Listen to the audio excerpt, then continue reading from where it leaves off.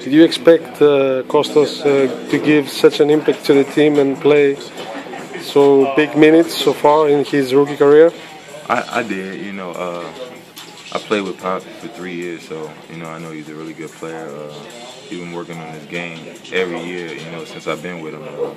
First he was a slasher, now he shoots the ball well, and he plays pick and roll well. So, the NBA game is, transferring over to the European game with the style of play and everything. So he's adapting to it really, really well. How about NBA guys? They embrace him even though he's a rookie in the league. A lot of guys like him. They didn't think that he was going to come in and have an impact that like he did.